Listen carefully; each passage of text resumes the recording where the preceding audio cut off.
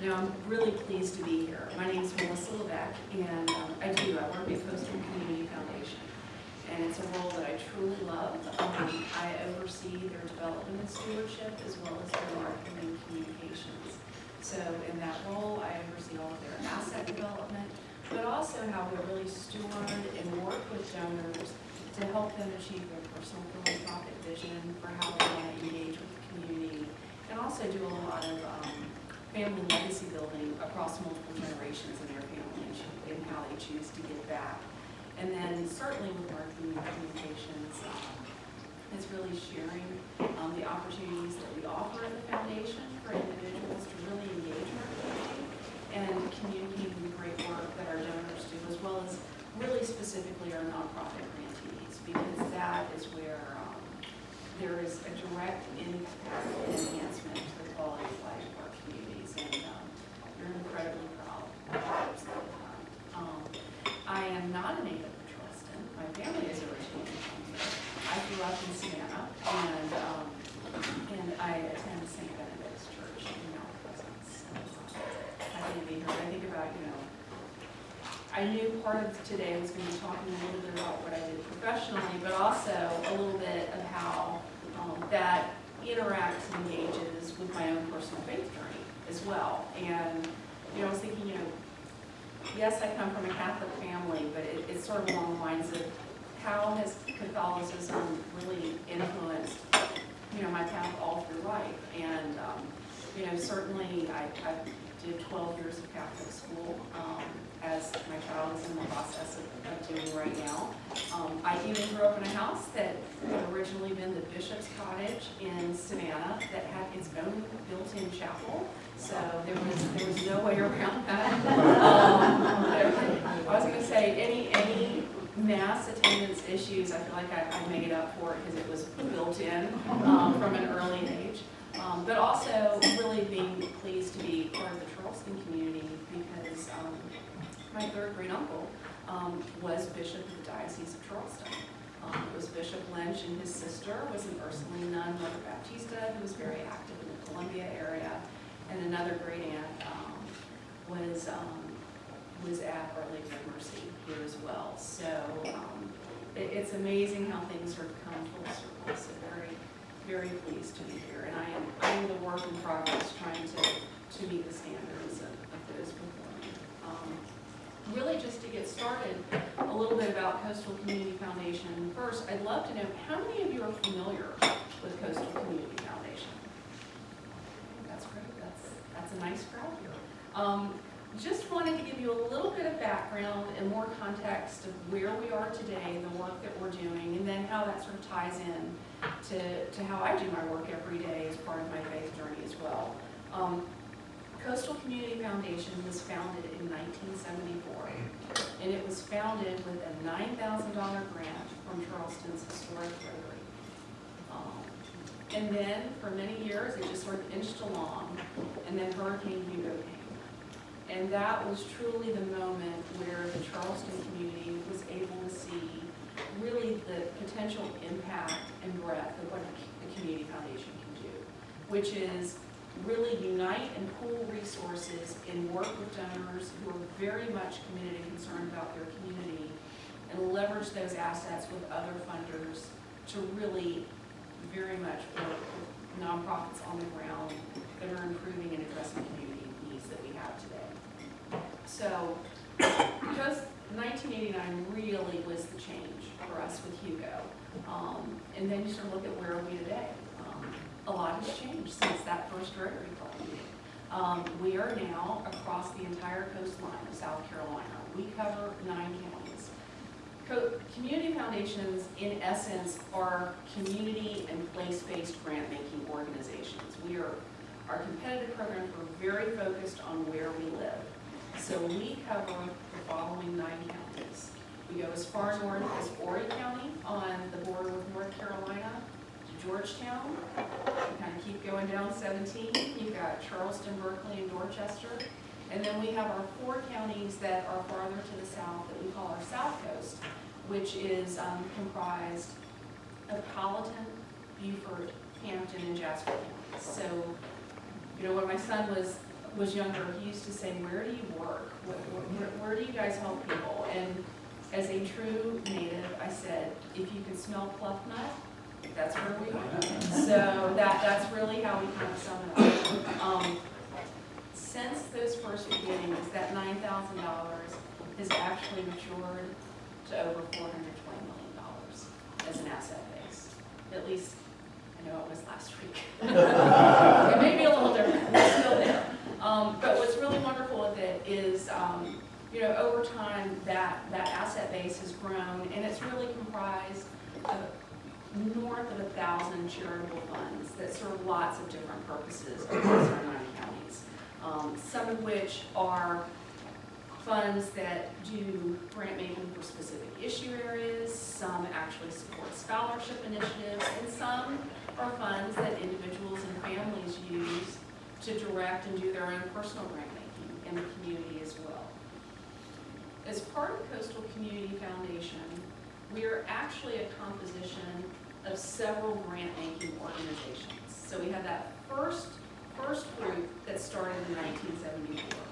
And some people who've been here for a long time, they may know it as when it was called the Trident Community Foundation, because that was just Charleston and Dorchester. Then we moved into Georgetown because there was a wonderful woman named Mrs. Frances P. Bunnell who left a bequest that is now a $40 million grant-making foundation that is exclusively doing grant-making in Georgetown County. At the same time, we were able to partner with and have as an affiliate foundation the Waccamaw Community Foundation. That foundation covers Horry County as well as Georgetown County. So that sort of takes care of Charleston, North Coast. At the same time, we were very much asked to engage in our southern counties as well. And one of the things that we were really just able to celebrate is our largest competitive grant-making fund is called the Buford Fund. But the Buford Fund technically serves the 4 southern counties. That was a fund until about maybe 3 weeks ago. We couldn't shed a lot of light on how it originated because it was funded and started by a couple who very specifically requested that their identity had to be anonymous until both had passed on. And that couple was Alan and Joanne Moses. What I can say is if anyone is ever concerned about whether Coastal Community Foundation can keep a secret and also manage somebody's donor intent and serve a community, that was a very well-kept secret for 24 years across 4 CEOs in many grants committees. What probably shocked people was there were a lot of folks who didn't realize that the really nice man who always brought extra chairs that he would pull out of the trunk of his car, that was Alan Moses, and nobody knew. Over 24 years, that fund has granted out over $11 million to that, to those 4 counties. They were very specific in saying we could not mention how much their total gift was. That is how much that fund is granted. But they also were able, just through sheer generosity, but incredible modesty at the same time, to fund and expand Coastal Community Foundation's Reverend Pinckney Scholars program in college readiness. That was a program that was started by anonymous donors immediately after the Mother Emanuel tragedy. They saw what was happening with that program that originally was just based exclusively on Reverend Pinckney's congressional, his district. And they said, this works. There's a lot of need where we live. How would you feel about expanding it? And do you think the anonymous donor, and they said, we don't need to know who it is because we understand anonymity. How would that donor feel? And what they subsequently did was they made a gift that expanded that program by 60%. And it covers those 4 southern counties. And one of the things that we found out on Monday morning was one of the students who started the college readiness program. And the readiness program is essentially working with students when they're a junior in high school. We take them to different colleges. We provide a lot of assistance on test prep. We help them really with a lot of the things most of us take for granted because they don't have those resources at home or have access to them. And the individual who we call a student success counselor, who is working with one of the students who lives in Jasper County and will be a first-generation college student, said, listen, you really need to apply for this one scholarship. It was like, I don't think I can get it. And I was like, well, it doesn't matter, just use it as a practice. I don't know. It's like, no, you're gonna do it. So anyway, this student did it. And the program was the Gates Millennial Scholars. And he found out on Monday, out of 37,000 applicants, he's one of 300 to get it. And he is from Jasper County, which most of us who have been here for a while know, especially in terms of education, as part of the corridor of shame. And it's just remarkable to see what this does and how it can change lives and just be so instrumental and how we can impact and affect our communities. So pleased to see what we're doing, but very mindful and humble and grateful that we truly are stewards of funds and legacies and intent for what others want to see to improve and really contribute to their communities in a very inspiring and meaningful way. And it's a true privilege to be part of that. And we do that through funds. We do it through scholarships, through donor-advised funds that people choose to do for their own grant making, lots of different ways. So it's really a privilege to be part of that. In terms of, the asset number is really, that usually gets the headline. Almost $500 million, that's a lot of money. It also provides a great responsibility to us at the same time. But I'm always kind of, where's the rubber meet the road in terms of where we're giving the money out and how much is it? It's like potential versus on the ground reality. And the foundation is starting to average where it's about $20 to $25 million per year that's going out in grants. Our donors are able to recommend grants all across the United States. We even have some that occasionally want to do international work.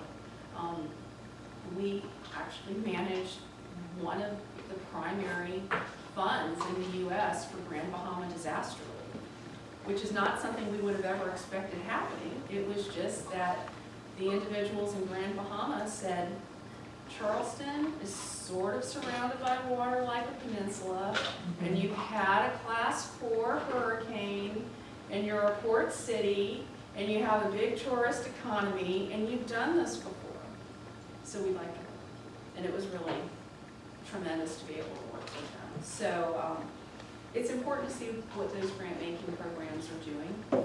What I would say for everyone here that is working with nonprofits, I know definitely we have some that are sharing wonderful groups that we've supported through grant-making in the past, is we have multiple competitive grant cycles.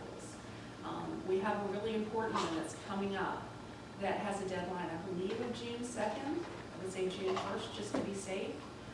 It is our regional grant-making cycle. This is where we do grants to nonprofits all across the region. And one of the things that's wonderful with this process is staff may process grants and get all proposals ready. The decisions are made by people in this community. They're made by your neighbors. So if you're in Berkeley County and you're applying for a grant, we have the Giving Back to Berkeley Fund. That fund exclusively does grant making in Beaufort County, and its grant making committee is comprised exclusively of Berkeley County residents. So we really want to make sure that our commitment and constant touch with community is throughout the entire process. So we're really pleased about So, that's sort of the context of what I do on a day-to-day basis. And then the other question is, well, how do you end up there? And for many years, I thought it was really by accident.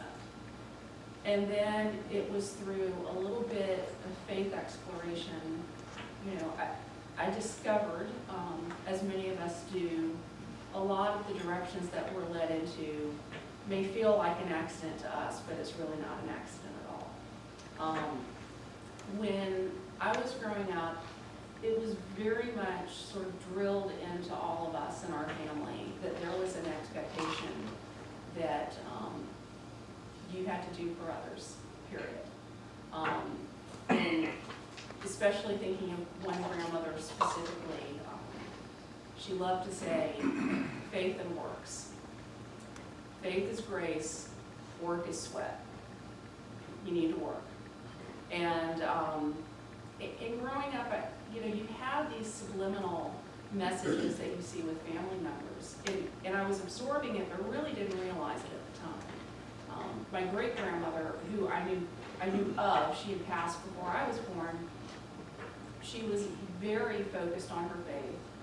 And she taught a Catholic school. She was fortunate in that financially she was very well off. She gave most of all of her estate to the Diocese of Savannah, and the diocese has some really nice real estate thanks to her.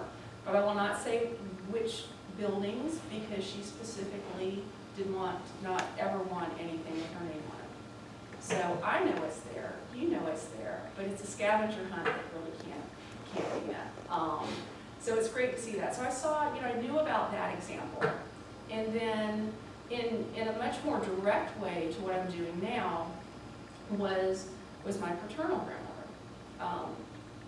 She went all through Catholic school, and I actually ended up going to the same school she did. I'm the fourth generation to go to my all-girls Catholic school from Savannah. And so one of the things that happened with her, and she was very fortunate, her parents sent her to college. She had a hard science degree in the 40s. That was not common for women at all. But then she came home, she got married, and she had 4 children. What she did not expect was to have a spouse who chose to leave her. And suddenly, she had 4 children between the ages of 8 and 1, and she had to be a single mother. And she had to learn how to handle things. And faith was really a huge part of how she got through that. But it also was a component of faith and works. And she was very much along the lines of works is actually a form of prayer. It's just active prayer. And she taught school initially at her alma mater in mine. And then she used her hard science degree, and she was offered a position in the public health department.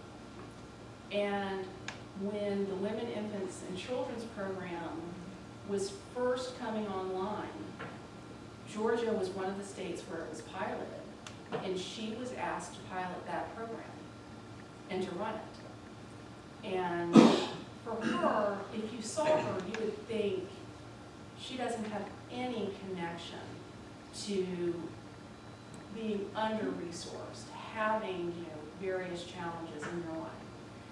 And she was the perfect person for that role, because even though she looked very different than some of the people she served, she had immediate empathy and understanding for the challenges that they were experiencing. And she was very specific in saying, you may go to this parochial school that is technically private, but you're getting in the car and you're going with me. And you're going to see what life is really like, because it doesn't look like your house. And I mean, all this time while she's doing this, all 4 of her children went through 12 years of parochial school and college. And she did that all on her own. And so through that, it was very much seeing, an appreciation of where people were. But what I saw, but I really didn't click in, was that the do can be an extension and an amplification of your faith walk and what you need to do. So I saw that, but I was a teenager, so it didn't click with me. And then I went to college, and then I went to law school. And I knew when I finished law school, I did not want to be a billable hours lawyer. And I just didn't want to do that. I knew that for certain. And I was looking for any opportunity I could find where I would not disappoint my family, but I could still do what I wanted to do. And I ended up doing charitable gift planning for a nonprofit. Now, that's what I started doing in Washington, D.C. And then I subsequently moved to the Council on Foundations and worked in their legal department, which was working with grant-making foundations all over the country, as well as working with wealth management and law firms and others to really help with charitable gift planning and how people combine law, finance, and passion to really be involved in it. So I was doing it, it felt good, it still hadn't completely clicked in, but I was getting a little closer. And then one day, I was part of a sort of a young adults group at my church. And one of the things that they had us do was, I don't know if and let me know if any of you have gone through it, they said, you know, we're going to do, if people want, just pay like $25 each. We have a program they're doing with the Catherine of Siena Institute, and it's the Spiritual Gifts Inventory. And I thought, okay, I'm not dating anybody, I'm free on Sunday night, let's do this. So I did, and I went through the process, which I hadn't really thought about, and then you go through the questionnaires, if any of you have been through it. It was one of the most meaningful things I ever did. And I went through it, and what ended up happening was, you've got sort of your 24 charisms, and then based how you respond, it sort of really sort of uncovers where you have spiritual gifts that you may not see, sort of within that. And I looked at mine, and I thought, what? So the first one I saw was evangelism. And I was like, that doesn't make any sense. And I said it to my friends that I was with. My friends who I brought to actually go to this with me, one was a Methodist, one was Lutheran, and two were Southern Baptist. And they said, oh, we don't know how that happened. And I was like, okay. And then the other ones that came through for me were leadership, giving, understanding. And I started looking at what was there. And the leader of our group just said, why don't you take those spiritual gifts that are here and put that over your resume? Then it clicked. And it was wonderful for me to see that and to discover it, even though what I call sort of all of the God winks had been happening all along and I just didn't see it. But that was sort of the moment. And it was great to see that and to understand suddenly what all of that connection was. But then more specifically, it immediately enhanced my faith life, but it also immediately provided so much more purpose and meaning to what I'm doing today. And that just sort of went through it. And then, as you're progressing and you're doing your work,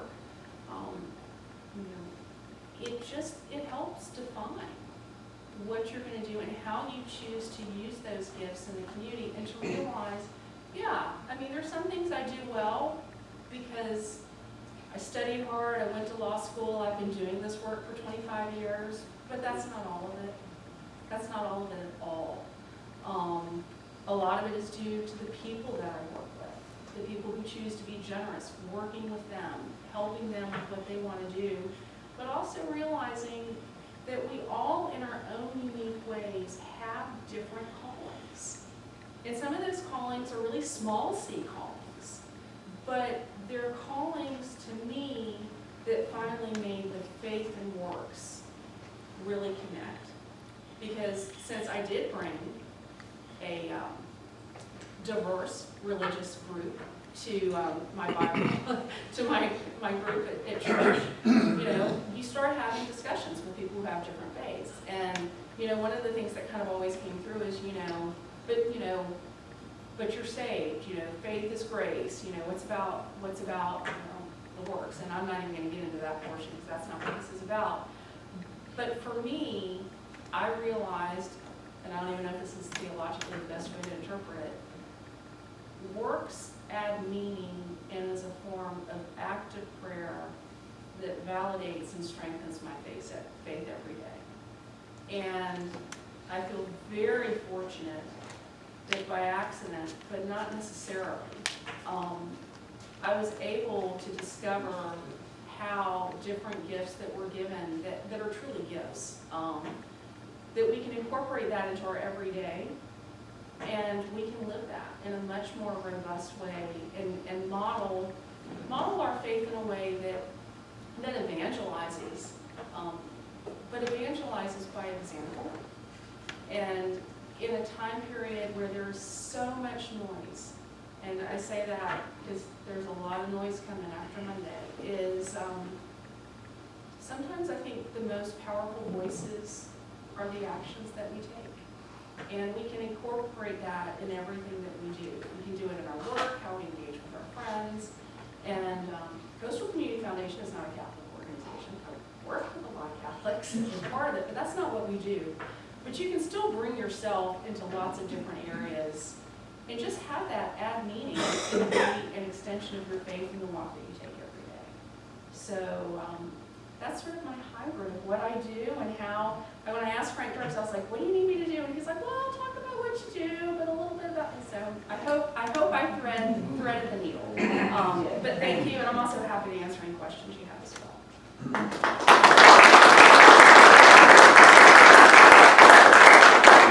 We do have some time for questions. I wanted to ask Coastal Community Foundation, is there different organizations who offer grants? Sometimes they have buckets that they pull from and say we have a percentage that we give to education causes. How is that structured? No, absolutely. It's a great question. What I would say is when we are doing our call for proposals, we don't say, here is our budget for education for this or what have you. What we know kind of in general is what our pot is that we have per year. And usually these funds come from endowed funds, so it varies and grows based on market fluctuations. What I would encourage anyone who knows a nonprofit or is looking to work with them that are going to be applying for grant funds is don't worry about how big the bucket is, which sounds sort of contrarian, but don't worry about that. Apply, we have sort of what the ranges are, so apply within those ranges. But from that point, we've got our competitive cycle. That's got a grants group. They're going to sort of allocate based on scoring how much different groups get and so forth. Here is a secret, but not really a secret. The majority of our funds are actually funds with donor advisors. Donor advised funds are they are not the same from a legal standpoint by any means, but they are essentially like mini private foundations. They're where people set aside funds and they recommend grants to nonprofit organizations. When we work with donors fall usually into two categories. Those who are organizationally aligned, they know who they want to fund, they started their donor advised fund for tax planning purposes, they give to the same groups every year. You have others that are very much cause focused. What we do is we communicate with our donor advisors on a regular basis. We essentially use a relationship management system that is sort of comparable to private banking. You have your person. And one of the things we do is after every grant cycle, we'll send out to our fund holders to say, hey, listen, for this grant cycle, we've received, these are just hypothetical numbers, $728,000 of grant request. And here's what they were in the following issues. Based on current funds in these funds, we were able to give out $513,000. Here on this chart is the disparity by issue area of what we weren't able to fund. If you would like to learn more about this, please give us a call. And what will happen is somebody will say, hey, I saw that you had a $48,000 gap in human needs. What did you have come through where there's some gaps? And that's when we'll say, you know, here's where it was, so-and-so applied, they really needed $12,000. Based on everything, we could really only do about $7,200. And then they'll say, okay, send me what that is, and then they may just true up that amount. Sometimes they'll true it up or they'll give more.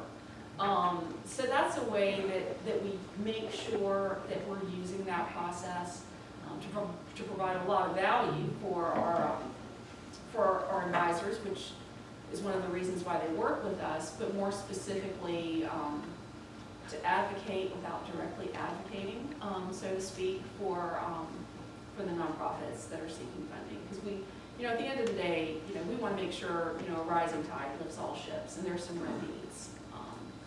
The other part that I will say in terms of a question is when we have disaster relief funds, we do not take any administrative fees off of that. It is 100% pass-through.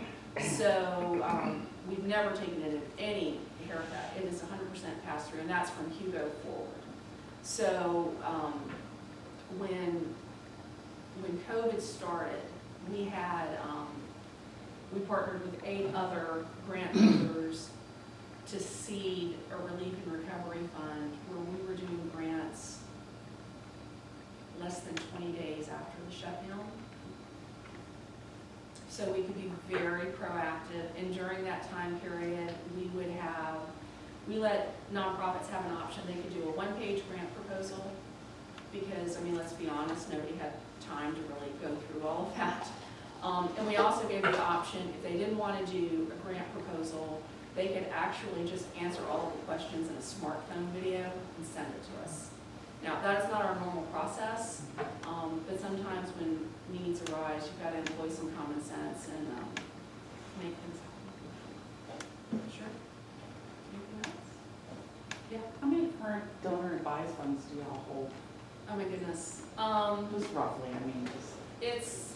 It's probably about 500 or 600. Wow. So, in terms of the Monday leak and the issue with quite a few pro-life nonprofits in the area, would you suggest they apply through the normal? And what about nonprofits that serve all counties? Like, I know you're having this regional, but, and then Yeah. would it be better to have like a donor advised fund that wants to specifically handle the lightning rod life issue? Is that the best way versus the regional application? What I would say is, you know, we give to pretty much anything. The only thing we don't do is we don't do hate groups or anything like that. I mean, we're very specific on that.